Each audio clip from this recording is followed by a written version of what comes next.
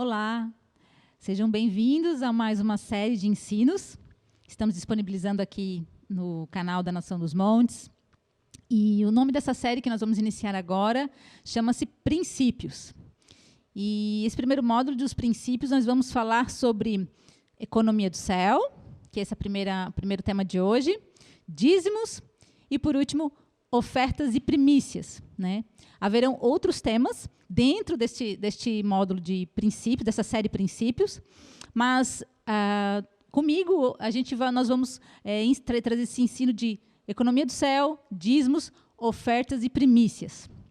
Então, você pode ficar já se preparando, né? Pegue sua Bíblia, porque, diferentemente de uma ministração, o ensino ele é baseado num estudo. Então, a gente transcorre, né, bastante pela palavra de Deus, e eu utilizei como inspiração, como fundamento para o estudo que eu trouxe hoje para vocês, o livro Chaves para a Economia do Céu, do Shawn Bolz. Ele é um pastor de Los Angeles, da Califórnia. A igreja dele é a Expression 58 Church. E ele é um livro que traz uma visão do panorama geral, de como Deus enxerga, a perspectiva de Deus acerca de toda uma economia, né? Não só de dinheiro, mas de toda uma visão que traduz recursos na terra para um propósito divino. E, além desse livro, né, eu utilizei também os ensinos do pastor Luciano Subirá. Ele é um pastor bem conhecido aqui no Brasil. Ele é um pastor da igreja Alcance, lá de Curitiba. E se você entrar no site da igreja dele, que é www.orvalho.com, você vai encontrar muitos estudos que falam acerca de dízimos, ofertas, esse tema que a gente vai abordar nessa série. Bom, o primeiro tema de hoje, que é o Economia do Céu, é uma visão geral. A gente vai explanar de forma geral a perspectiva de Deus com relação aos recursos usados na terra pelos seus filhos, né? Não se trata simplesmente de dinheiro, de tesouros, de bens, de finanças, mas vai muito mais além do que isso, porque trata-se de um instrumento que Deus utiliza para que o reino de Deus seja manifesto, para que a glória de Deus seja manifesta e o reino dele seja abrangido, para um propósito final, que é preparar o caminho para a volta de Jesus. Bom, nós estamos falando de uma economia baseada num reinado, a economia do reino. E é um reinado cujo rei é o nosso Deus, Jesus. Então, vocês devem me imaginar uma economia com as características de um reinado, né? Um reinado soberano, um reinado majestoso, um reinado excelente. E eu não sei, né, no mundo ocidental, aquilo que nós mais temos próximo, assim, o que é mais forte na nossa consciência, o que mais forte traz à nossa mente acerca de um reino, é a coroa britânica, né? Então, se você quer saber como é que funciona um reinado, aquilo que mais próximo tem na nossa realidade, na Terra hoje, é a coroa, a Rainha Elizabeth, que é rainha da Inglaterra. Então, até se você quer até sugiro você assistir, tem uma série The Crown, que a primeira série, a primeira temporada dessa série, ela traz bem ilustrativo sobre as características da coroa. E isso é bem legal, porque a gente consegue fazer muitas semelhanças com aquilo que o Senhor fala sobre o reino dos céus. Então, é uma economia baseada num reinado, né, num reino sustentado pelo seu rei, governado pelo seu rei, que é Jesus. E ele vive, né, ele existe para que recursos, tesouros, empreendimentos, negócios sejam instrumentos para a manifestação da glória deste rei, para a expansão deste reinado. Esse é o objetivo, né? E isso tem muito mais a ver com uma compreensão de coração e uma disposição de coração de que você ser ou não rico, de você ter ou não bens, de você ser bem sucedido ou não dentro dos parâmetros do mundo. Eu gostaria que você abrisse a palavra em Romanos 14, 17. A gente vai ler esse texto porque ele traz aqui as características deste reino. Romanos 14, 17. Pois o reino de Deus não diz respeito ao que comemos ou bebemos, mas a uma vida de justiça, paz e alegria no Espírito Santo. Ou seja, aqui já nos faz entender que o reino de Deus não se trata de recursos que vão satisfazer os nossos desejos materiais. Não se trata daquilo que vai nos sustentar, como comida, como bebida, como casa, como roupa. É algo que vai suprir o nosso espírito acima de todas as coisas. Porque ele é baseado na alegria, na justiça. O reino é mais uma vida de justiça, paz e alegria no Espírito Santo.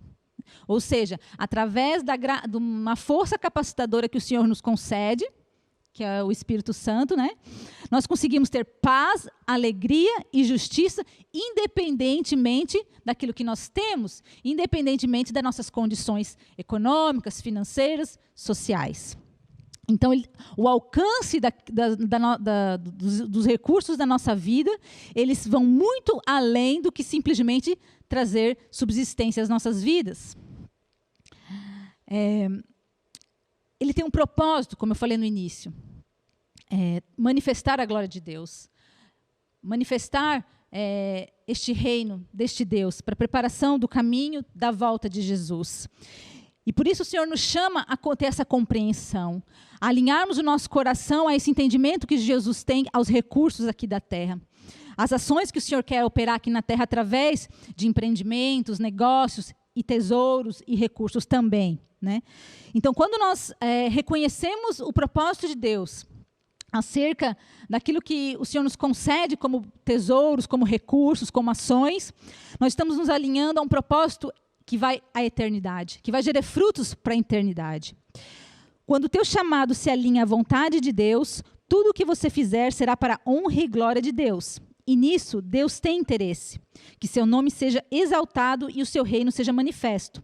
Isto é, prosperar, que vai além de gerar ou obter riquezas, pois o simples fato de obter riquezas não lhe traz plena felicidade. Prosperar significa dar certo em todas as áreas. Dar certo em todas as áreas. Prosperar, no significado divino, quer dizer, você está fazendo a coisa certa, na hora certa, no lugar certo. Movido por um propósito de Deus. Quero que você abra a palavra em Provérbios 8, 21.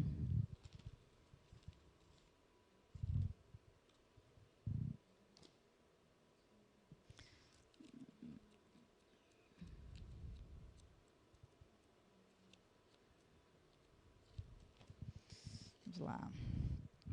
Provérbios 8, 21.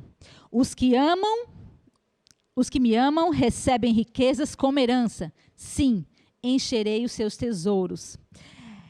Provérbios 12, 12 também.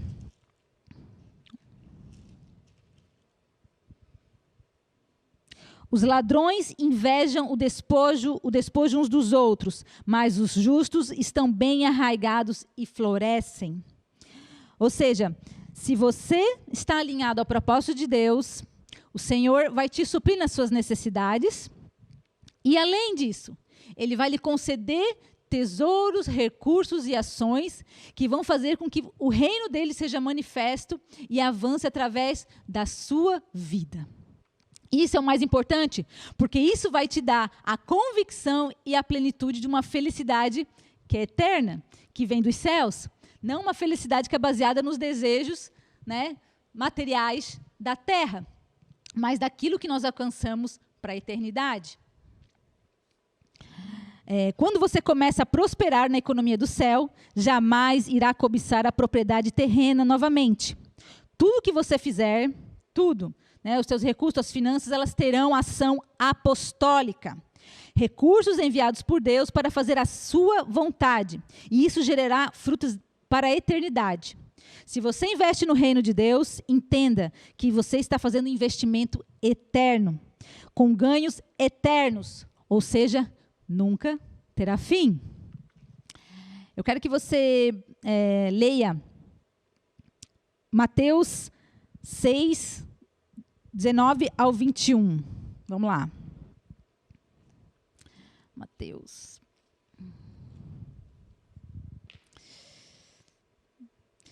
Ensino sobre dinheiro e bens. Não ajuntem tesouros aqui na terra, onde as traças e a ferrugem os destroem, e onde os ladrões arrombam as casas e os furtam.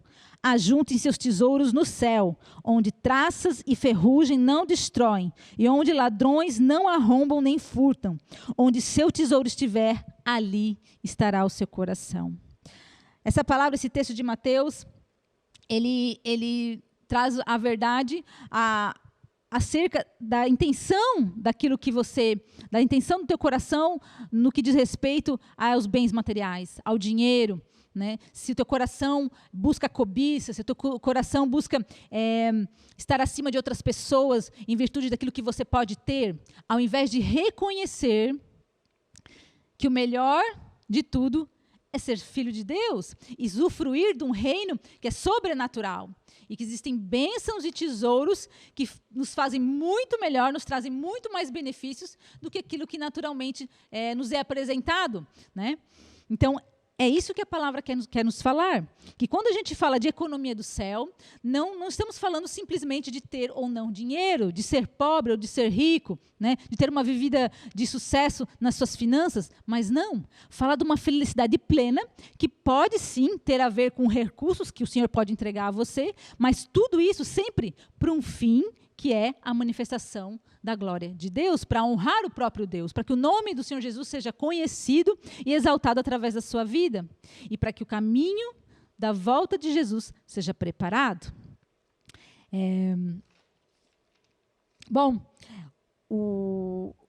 Líderes apostólicos estão e estarão ainda mais na indústria do entretenimento. Líderes evangelistas na política, pastores na educação, profetas na ciência, mestres nas artes. Em outras palavras, as funções que constroem o reino não estão limitadas ao pensamento tradicional da igreja ocidental. Elas edificarão o reino de Deus em cada aspecto da sociedade. Não devemos separar nossa vida espiritual da nossa vida secular. Ou seja, o Senhor vai nos usar aonde nós estivermos. Se nós trabalhamos no meio do entretenimento, nós vamos mover o reino de Deus dentro da área do entretenimento. Se nós estamos na área da educação, nós vamos levar Jesus e as suas verdades, os seus princípios, os seus valores na área da educação, na política, enfim. O Senhor não nos tirou do mundo, Ele nos livrou do mal, né? Mas Ele nos pediu para que sejamos luz em meio às trevas. Então, Ele quer, sim, fazer com que nós venhamos dar testemunho do bom uso dos recursos que o Senhor nos concede aqui na terra. Nossa atitude correta, em obediência a Deus, vai denunciar os erros dos ímpios. A sua atitude de obediência, ainda que silenciosa, faz mais barulho, reverbera mais do que o estardalhaço dos desalinhados, dos desajustados. Essa frase é do pastor Luiz Hermínio. Né? A nossa atitude de obediência, de viver de acordo com o que nós ganhamos, de maneira correta, né? Fazendo bem, ajudando os pobres, manifestando o amor de Deus através dos nossos recursos, dando mais do que recebendo, vai manifestar, vai testemunhar muito mais do que a luxúria, né? A ostentação daqueles que vivem segundo os frutos da carne, segundo as suas próprias vontades, né? E isso move as pessoas. É aquela frase, né, que Jesus falou aos fariseus, quando lhe queriam tramar uma emboscada, né? Perguntando, vamos ver se ele vai falar da injustiça que é acerca da cobrança dos tributos, né? Perguntaram a ele acerca de se era certo ou não pagar os tributos, e Jesus responde, né? Lá em Mateus 22, 21. Vocês estão vendo quem está na moeda de vocês? Sim, né, era a figura de César. E Jesus responde, então, deem a César o que pertence a César e a Deus o que é de Deus. Então, a palavra move, mas o exemplo arrasta. Jesus é o nosso exemplo. Então, quem nós devemos imitar? Quem é o nosso padrão para nos movermos dentro dessa economia celeste? Jesus. Você sabia que Jesus teve um ministério de finanças enquanto andou sobre a terra? Sim. Jesus, ele viveu em Nazaré, né? Por isso que ele é chamado Jesus de Nazaré. Mas Jesus era carpinteiro, né? Até ele iniciar seu ministério como se revelando como Deus, operando milagres, né? E a obra que o Senhor projetou para ele em direção à cruz, ele era carpinteiro, mas até então ele vivia, né, assim como seu pai, ele vivia desse trabalho, desse ofício. Mas assim que ele foi batizado por João Batista, né, e iniciou sua jornada como um missionário, né, fazendo a obra de Deus, ele começou a viver da sua própria obra, vivendo de doações e de ofertas que as pessoas faziam em favor do seu ministério. Vamos abrir lá em Lucas 8:3.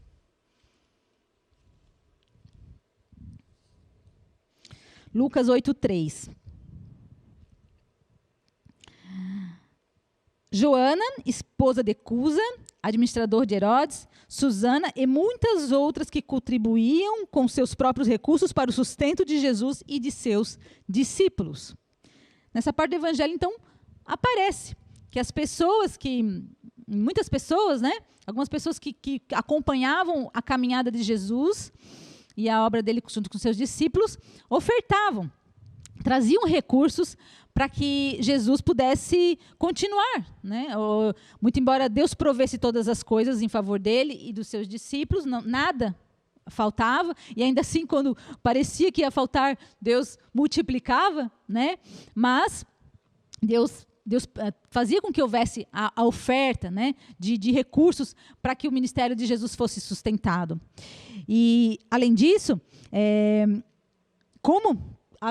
havendo, então, esse ministério de finanças no ministério de Jesus, logicamente que a igreja também deve se ater a esse ministério, que são os recursos, né, os tesouros que sustentam o reino de Deus. E havia quem cuidasse do dinheiro no ministério de Jesus, que era o Judas Iscariotes. Está lá em João 12, de 4-6. Vamos lá.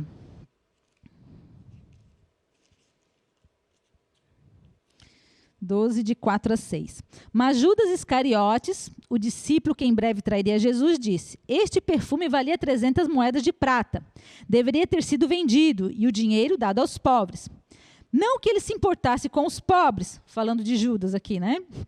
Na verdade, ele era ladrão. E como responsável pelo dinheiro dos discípulos, muitas vezes roubava parte para si.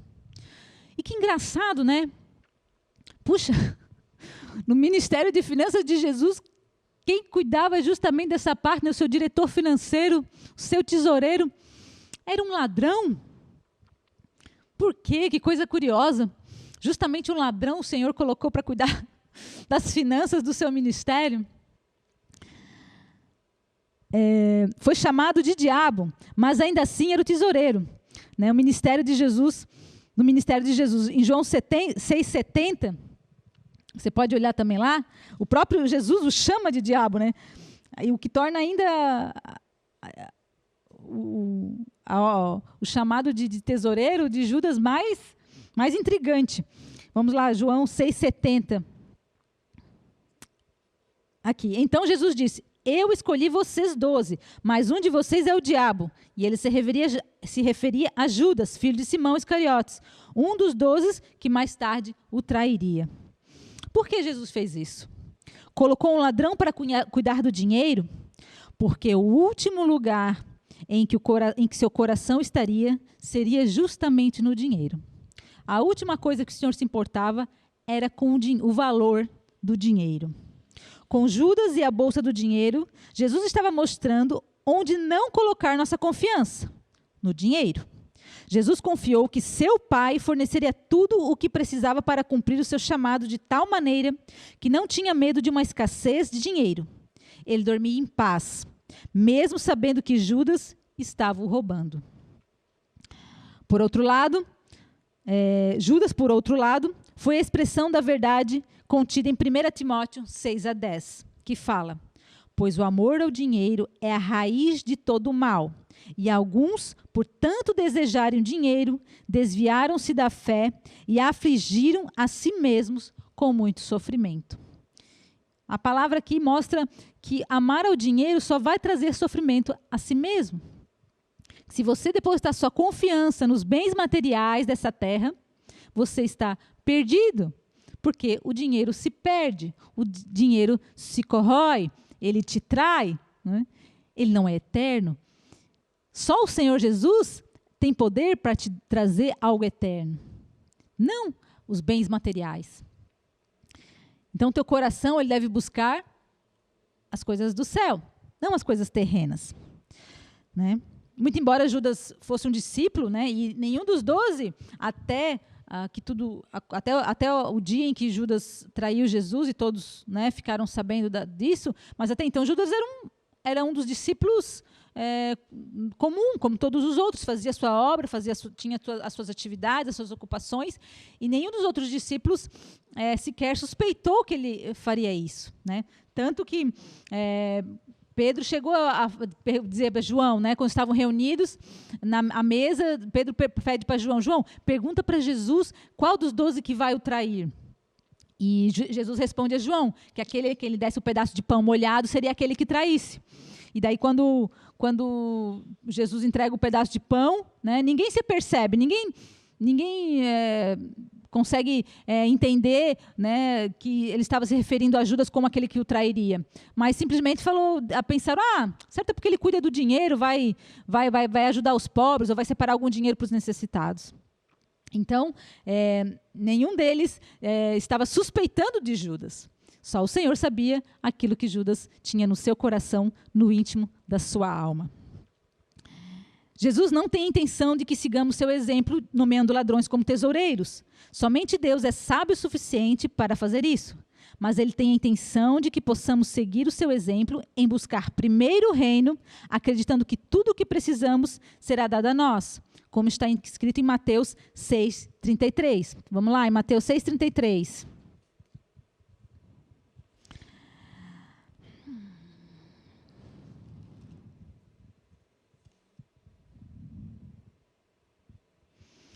Busquem em primeiro lugar o reino de Deus e a sua justiça, e todas as demais coisas lhe serão acrescentadas.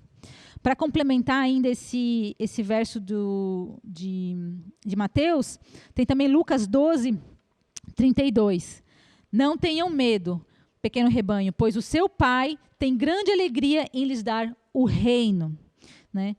E aqui novamente remete a este reino, né? Que nós temos que ter em mente que se trata de um reino governado por um rei. Então, a sua economia, a visão, a perspectiva de Deus com relação aos recursos, tesouros, bens, é movido para que esse reino seja manifesto. E este reino pertence aos seus filhos. Quem são os súditos deste reino? São os filhos de Deus, são os filhos deste rei. E este rei é pai. Então, nós participamos dessa herança majestosa. Nós fazemos parte deste reino. O Senhor nos comprou para sermos reis e sacerdotes deste reino. Então, nós somos co-herdeiros com Jesus de tudo aquilo que pertence a este reino. Esta verdade, esse entendimento, né, ele deve ter uma premissa que nos norteia. Quando pensamos em bens, em patrimônio, em dinheiro, nós temos que partir do princípio de que Deus criou tudo e tudo lhe pertence. Porque Deus foi quem criou a terra e o universo e todas as coisas que neles existem, inclusive a nós mesmos. Por isso, todas as coisas existentes pertencem a Ele. Eu quero ler com vocês agora Salmos 50, de 7 a 15.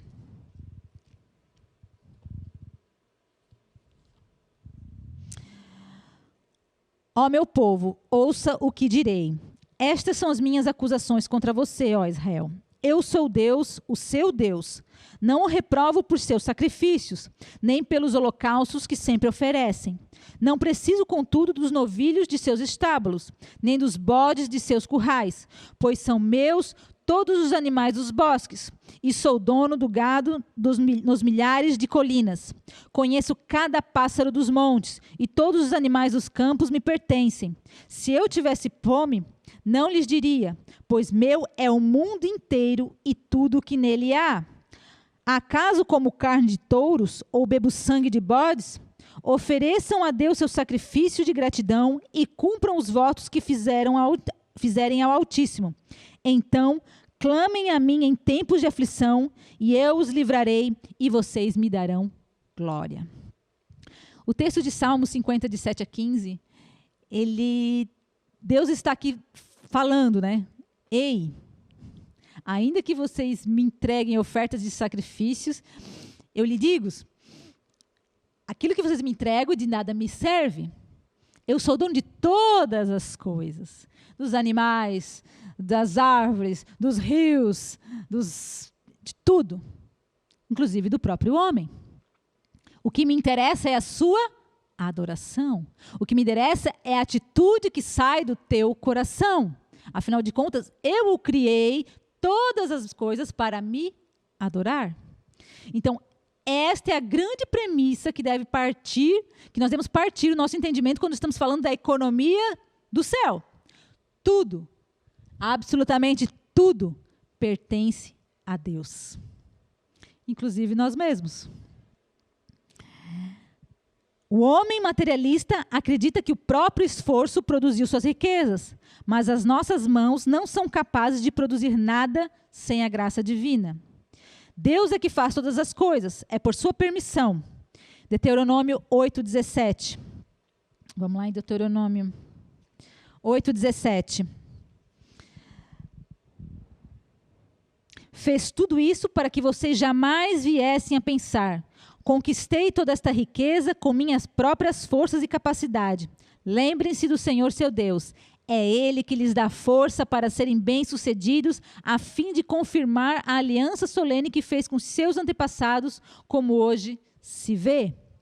Palavra que confirma de que ainda aquilo que nós podemos criar, ainda aquilo que nós fazemos, que o homem faz, ainda assim, quem nos capacita também é o Senhor Deus. Ou seja, o próprio Deus, além de nos criar, Ele nos dá a força, a inteligência, a sabedoria capacitadora para fazer novas coisas.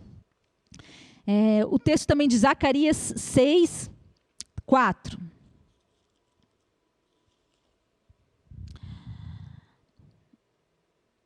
O que significam estes cavalos, meu senhor? Perguntei ao anjo que falava comigo.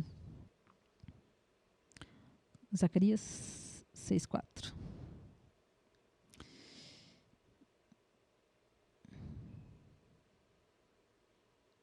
Não, esse texto aqui está errado. Não, esquece. Zacarias, está errado o texto. Deus é a fonte da vida. E Ele deseja gerar riqueza através de seus filhos, cujos corações estão enraizados em Jesus e não cobiçam. Amados, isso é uma verdade, é um ensino, é um princípio que a gente fala que ele deve ser revelado. É uma revelação de dízimos, de ofertas, da economia do reino de Deus. Por que ela é uma revelação? Porque ela precisa ser descoberta, ela precisa ser desvendada por você através do Espírito Santo de Deus. O Espírito Santo é o único que pode convencer você de uma verdade. Então, não adianta eu aqui trazer argumentos, ou, né, por mais que eu prove aqui por A mais B, que é assim que funciona. Tudo isso que eu vou falar, esses ensinos, que são princípios de Deus, são verdades que precisam ser reveladas pelo Espírito Santo pelo Espírito Santo a você. Ela precisa ser desvelada pelo Espírito Santo a você, para que então você possa compreender e viver esses princípios. Né? É a palavra, conhecereis a verdade vos libertará. Porque você teve a compreensão desta verdade, porque ela lhe trouxe vida, você compreendeu o alcance desta verdade, e ela gerou transformação de atitude, transformação de mente, você passa a viver de outra maneira e compreendê-la. E além disso, a sua iniciativa deve partir de um coração convertido ao entendimento deixado por Jesus em sua palavra, quando ele trata das finanças, recursos e da economia do céu como um todo. Ela não é uma condição de salvação. Né? Finanças, dinheiro, você não precisa... o dinheiro não tem a ver com a sua salvação. Vocês aprenderam nos fundamentos que para a salvação você precisa crer, né, que Jesus é o Filho de Deus, ser batizado e será salvo. Então, nunca que se fale em dinheiro e recursos, vai se ligar à salvação. Mas ele é um princípio instituído por Deus desde a antiga aliança, né, no Velho Testamento, através da lei mosaica, mas que foi aprimorado por Jesus Cristo na nova aliança através da sua graça. E ele deve ser expressado pela pessoa por sua livre vontade, nunca por uma obrigação. Então, mesmo que você faça por uma obrigação, ela não vai lhe causar benefício. Nós vemos que em Gênesis 4, de 1 a 7, quando traz a história de Caim e Abel. Caim e Abel são os primeiros filhos nascidos na terra, nascidos de Adão e Eva. E Caim e Abel fizeram ofertas ao Senhor. Só que Caim ofertou com uma obrigação, com um coração amargurado, cheio de ressentimento, endurecido. E Abel fez uma oferta verdadeiramente desejando agradar ao Senhor. E o Senhor repudia a oferta de Caim. Ou seja, ele cumpriu a obrigação da lei, mas o Senhor, conhecendo a intenção do seu coração, não a recebeu. Porque o Senhor não precisa de nada que nós possamos oferecer. Ele quer a intenção do nosso coração. Então, ela deve ser uma iniciativa de livre vontade, de livre manifestação. Não é uma condição para a salvação, mas muitas pessoas enxergam a questão do dinheiro como entrave para se entregarem a Jesus, ou para viverem plenamente o seu chamado. Não confiam nas igrejas, ou até mesmo em Deus, para entregar os seus recursos, o que demonstra o desconhecimento da palavra de Deus e das verdadeiras intenções do Senhor quanto aos nossos bens. Mateus 6, 19, 21. Aonde está o seu coração, ali está o seu tesouro. Não é uma condição para a salvação, mas muitas pessoas se afastam da possibilidade da salvação por causa do dinheiro. Não querem nem saber de igreja, não querem nem saber de pastor, porque tem pavor de que toquem, de que falem no seu dinheiro. É verdade? É um assunto que foi tratado por muito tempo, é tratado com muitas distorções. Mas conhecereis a verdade, e a verdade vos libertará. Se vocês buscar o Senhor de todo o seu coração, de todo o seu entendimento, Deus lhe revelará a verdade e você não será enganado. E poderá viver a plenitude da vontade de Deus e receber a salvação. Então, o teu desconhecimento, a tua falta de busca acerca de Jesus e a sua palavra, não pode ser impeditivo de você receber a salvação. A falta de conhecimento acerca do dinheiro, acerca do que são os recursos dentro do reino de Deus, não pode ser impedimento de você viver o chamado de Deus. Isso seria uma miséria, é horrível, né? Quer dizer que o teu coração está nos teus bens, teu coração está mais importado com o tesouro, com aquilo que tu podes se ajuntar na terra, do que com a vida eterna que tu podes alcançar através de Cristo Jesus. E se existem aqueles que mercadejam a bênção e a fé, é porque existem aqueles que as desejam comprá-las. Existem os adoradores de Mamon, que seguem os falsos profetas, os falsos cristos. Os profetas não trabalham sob a demanda do povo, mas pela vontade de Deus, não para agradar homens, e sim para agradar o comando de Deus. Vou abrir o texto de Mateus 7, 15 e 20.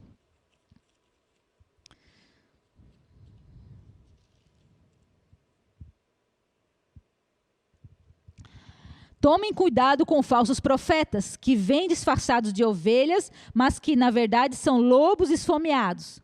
Vocês os identificarão por seus frutos. É possível colher uvas de espinheiros ou figos de ervas daninhas? Da mesma forma, a árvore boa produz frutos bons, e a árvore ruim produz frutos ruins.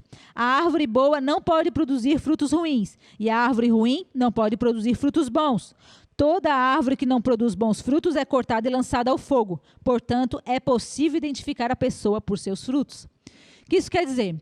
Quer dizer que se existem aquelas pessoas que vendem bênçãos, que se aproveitam das pessoas, tomando-lhes os bens, com uma desculpa de fé, de bênção, de religião, é porque existem aqueles que a desejam, é porque existem aqueles que aceitam comprá-las. Não existe o corruptor ser o corrompido. Então, achar, né, que só um lado traz o mal é mentira. O lado que recebe, que aceita a sua fé ser mercadejada é tão errado quanto aquele que a vende. Mas, se você desejar conhecer a verdade, o Senhor a concederá. E o Senhor traz à disposição a sua palavra para que você seja livre da mentira e reconheça aqueles que são falsos profetas, aqueles que vivem para agradar homens e não para fazer a vontade de Deus. É por isso que é um assunto de extrema importância, pois se a sua salvação está em risco pelo seu mau entendimento acerca de dinheiro no reino de Deus, então deve sim ser um assunto tratado como fundamental para a sua fé em Jesus. Então, este é o grande motivo de nós estarmos trazendo como ensinos de princípios, né, seguido dos fundamentos da fé, nós estamos lançando esses ensinos acerca da economia do reino de Deus, dízimos, ofertas e primícias. Porque é um assunto que, por muito tempo, se tornou um entrave, um impedimento para que as pessoas conheçam a verdade acerca desse assunto e possam viver de forma plena o seu chamado com o Senhor. E exercer sua fé com autoridade e alegria no reino de Deus. Então, por hoje nós encerramos esse tema. Né? Nós vamos continuar no próximo falando de dízimos e, por finalizando ele sobre ofertas e primícias. Tá? Espero vocês no próximo encontro, espero que vocês tenham gostado. E se vocês tiverem alguma dúvida com relação a isso que foi ensinado hoje, algum texto, alguma palavra, algum ensino que não ficou bem esclarecido, você pode fazer questionamentos através do nosso canal, né, nos encaminhando pelo WhatsApp, pelo número do WhatsApp, que a gente vai receber as dúvidas e questionamentos de vocês e vai responder com muita satisfação e alegria. Tá bom? Deus abençoe vocês. Tenham uma boa noite.